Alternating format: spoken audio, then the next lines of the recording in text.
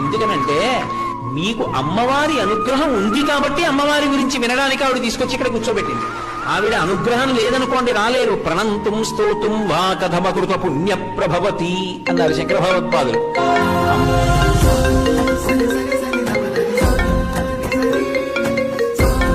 రాధా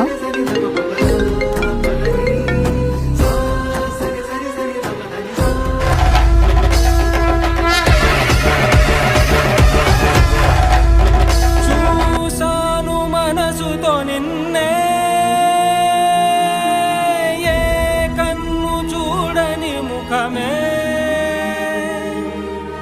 ఓ రాయి నువ్వని తలచి